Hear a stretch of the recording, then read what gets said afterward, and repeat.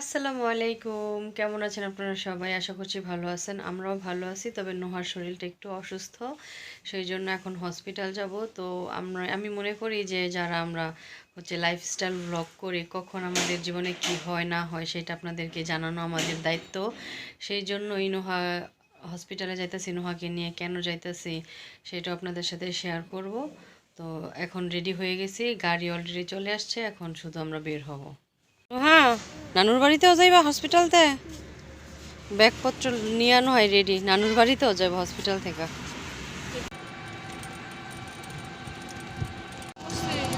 তোমাকে ঘুমাই গেছ?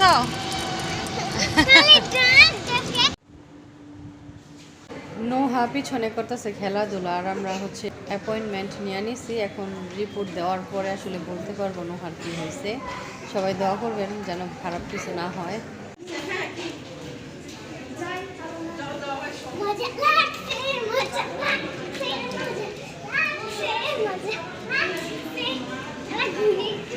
ঘুরো।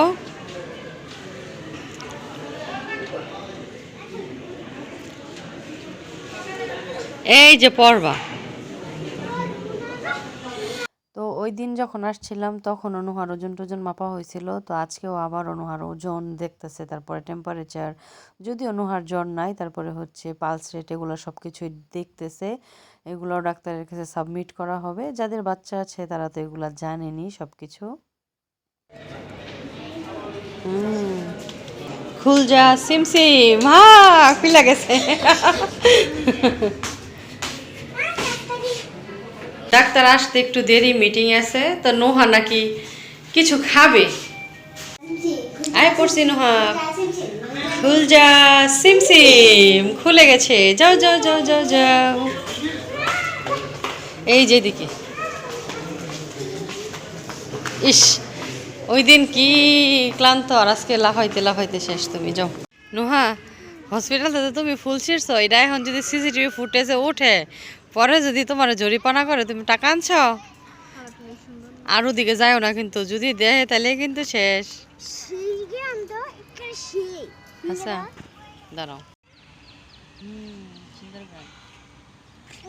নোহা আর দৌড়ায় না মা, আসো যে জুতা পর, জুতা খুইলা দৌড়াইতেছে। গরম লাগবো তো, আজকে একটু গরম পড়ছে। ভাবছিলাম সন্ধ্যা হয়ে যাবো, শীত পড়বো, তোমার হালকা শীতের কাপড় পরে আনছিলাম। যাও ওই যে ফুল গাছটার কাছে যাও, তোমার একটা পিকচার তুলি, যাও। নোহার রিপোর্ট দেখানো শেষ, আর ভিডিওর শুরু করার পরে হসপিটালে আসার পরে নোহার একটু দৌড়াদৌড়ি, একটু খেলাধুলা দেখানোর কারণ একটাই, যে নোহা কতটুকু অ্যাক্টিভ বাচ্চা এইটা। যাও।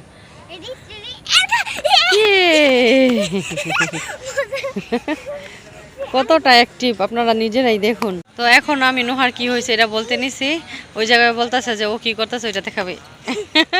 তো লাস্ট এক সপ্তাহ যাবৎ নোহা একদমই খেলাধুলা করে না, সারাক্ষণ ঘরে শুয়ে থাকে। আর নুসরাত ওর কাজিন, ও যদি আসে, নোহা চল আমরা খেলিও, বলে না আমি খেলবো না, আমার ক্লান্ত লাগে। আমি যদি বলি নোহা যাও খেলতে, বলে মা আমি খেলবো না, আমার ক্লান্ত লাগে। আর আজকের ভিডিওতে আপনারা দেখেছেন নোহা কতটা চঞ্চল।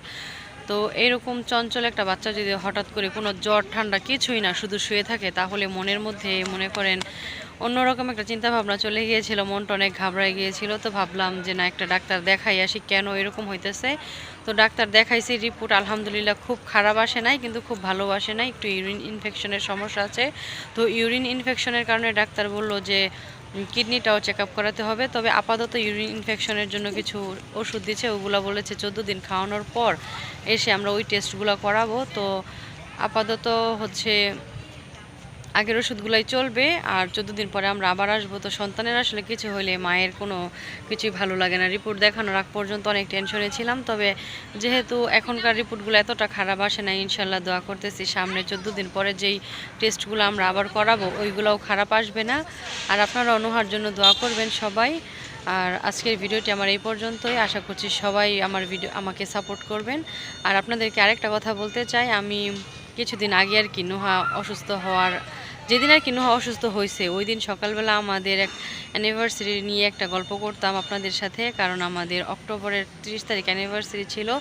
তো ওই গল্পটা আপনাদের সাথে আমরা করতে পারি নাই, মানে গল্প বলতে গেলে আমাদের কিভাবে বিয়ে হয়েছে, অ্যারেঞ্জ ম্যারেজ কিনা লাভ ম্যারেজ, এই বিষয়ে আপনাদের সাথে একটু গল্প গুজব করছি। এটা হয়ে ওঠে নাই নুহার অসুস্থতার কারণে। তবে আমি নেক্সট যেই ব্লগ আমার আসবে ওইটা আমি যেই ইনকমপ্লিট ব্লগটা আমি বানিয়েছিলাম ওইটা কমপ্লিট করে আপলোড করব। আশা করছি আপনাদের কাছে ওই ব্লগটাও ভালো লাগবে। তো ভালো থাকুন, সুস্থ থাকুন, আনন্দের সাথে থাকুন। আল্লাহ হাফেজ। নুহা, দুষ্টামি করবা না, ঠিক আছে? যাও, আসতে নামো। বিলাই এবার কা বাড়ি তুই? আচ্ছা যা। নুহা আমার একলা রাইখা নানুর বাড়িতে বেড়াইতেছে।